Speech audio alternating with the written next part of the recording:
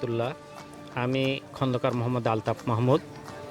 আমার ঠিকানা গ্রাম হাসনিপুর, থানা বাগমারা, জেলা রাজশাহী। আমি অল্প কিছুদিন হলো এই আঙ্গুরের বাগানের মালিক যিনি, উনি আমার ছোটোবেলার বন্ধু। উনি খুবই ভালো মানুষ, একসাথে দীর্ঘদিন কাটাইছি, এখনও থাকি, আমরা একই গ্রামেরই। তো উনি আমাকে বললেন যে তুমি তো কোনো কাজ করো না, আমার বাগানটা একটু দেখাশোনা করো, একটু সময় দাও, অনেক লোকজন হচ্ছে। তারপরে আমি আসলাম এই বাগানে দেখাশোনা করার জন্য। এই তো দেখাশোনা করেছি, অনেকগুলা লোক আমরা আছি তত্ত্বাবধানে। আমরা রাজশাহীতে কখনো এরকম দেখিনি, এরকম আঙ্গুর বাগানতে আপনাতে বিভিন্ন ধরনের পর্যটক আসতে আপনি তাদের খেদমত করছেন, আপনাকে কেমন লাগে? খুবই ভালো লাগছে। রাজশাহীতে বললে ভুল হবে, আমার জন্ম থেকে এ পর্যন্ত আমরা তো কোনো আঙ্গুর বাগান দেখিনি বাংলাদেশের প্রত্যেকটা ডিস্ট্রিক্ট আমার ঘোরা আছে, কোনো ডিস্ট্রিক্টেই আমি এইভাবে আঙ্গুর বাগান দেখিনি। একটা দুইটা গাছ হাটেতে বাজারে পাওয়া যায় এখন মোটামুটি 8-10 বছর থেকে, ওগুলো আঙ্গুর খাওয়া যায় না। কিন্তু আমাদের এখানে যে বাগানের কয়েকটা প্রজাতির আঙ্গুর আছে, 6টা মোটামুটি, হ্যাঁ, বাইকনর, একলো, গ্রিন লং, অস্ট্রেলিয়ান কিং, দাসুনিয়া, ওইরকম 6টা প্রজাতির আছে আঙ্গুর আছে, সবগুলো বিদেশি আপনার খুবই সুস্বাদু। এখানে হচ্ছে এত সুন্দর একটা আঙ্গুর বাগান হয়েছে, বাংলাদেশের সরকারকে আপনি কি বলতে চাচ্ছেন? বাংলাদেশের সরকারের উচিত ছিল এই ইতিপূর্বে আমাদের এখানে খোঁজখবর নেওয়া সরকারিভাবে।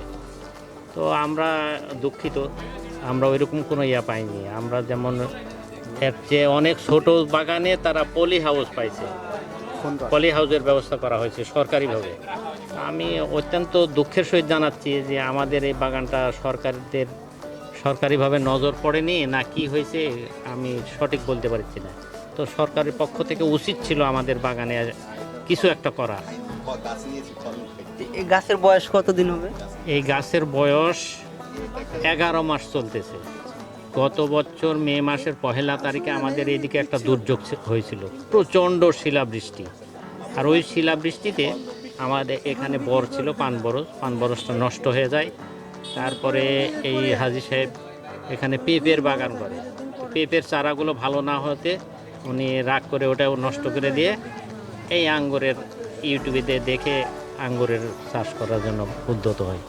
তো ওনার বড় ছেলে বিভিন্ন দেশ ঘুরে, ওনার ট্রাভেল এজেন্সির মালিক, ঢাকাতে ওনার ট্রাভেল এজেন্সির অফিস আছে। তো উনি ওর বড় ছেলের সাথে পরামর্শ করাতে ওর বড় ছেলে বলল ঠিক আছে আব্বু, আমি দেখি একটু। এই বিভিন্ন নেটে ইউটিউবে সার্চ দিয়ে দেখে খোঁজ খবর নিয়ে তখন বলছে যে আব্বু তুমি বাগান যদি করো তা আমি তোমাকে চারা সংগ্রহ করে দেবো। তো ছেলের নিজস্ব গাড়ি আছে, এমনও দেখা গেছে যে 2টা চারার জন্যেও গাড়ির তেল খরচ করে অনেক দূর পর্যন্ত চলে গেছে। বাংলাদেশের বিভিন্ন জায়গা থেকে চারাগুলো সংগ্রহ করা, এগুলো বাংলাদেশে একটাও না চারা, মোটামুটি রাশিয়ান ভ্যারাইটি, ইউক্রেন ভ্যারাইটি, তারপরে থাইল্যান্ডের কিছু আছে, অস্ট্রেলিয়ান কিছু আছে, আর এই যে সামনে যে কালোটা দেখলেন এটা হলো অ্যারাবিয়ান ভ্যারাইটি। প্রতিদিন যে পর্যটক আসতে আপনাকে ভালো লাগছে? মোটামুটি ভালো লাগে তাদের সাথে কথাবার্তা বলতে, এটাই। বিভিন্ন ধরনের আঙ্গুর এখনো বিক্রি হতে না, আঙ্গুর তো পাকেনি সম্পূর্ণভাবে, এই জন্য বিক্রি করা হচ্ছে না। আমরা মানুষের অত্যন্ত জেদের জন্য মোটামুটি 10-15 মণ হয়তো বিক্রি করছি কিছু এই বাগান থেকে, ওইদিকে না এদিক থেকে। তো এখন দেখা যাচ্ছে যে এগুলো আঙ্গুর আর বিক্রির উপযুক্ত না, টক লাগতেছে, পাকেনি যেহেতু, তাই আমরা আপাতত বিক্রি করিনি, আর শুধু মানুষকে এমনি খাওয়াচ্ছি। যে পর্যটকেরা আসতেছে, যারা দর্শনার্থী, তাদেরকে আমরা 1-2টা সম্ভবত এরকম করে দিচ্ছি।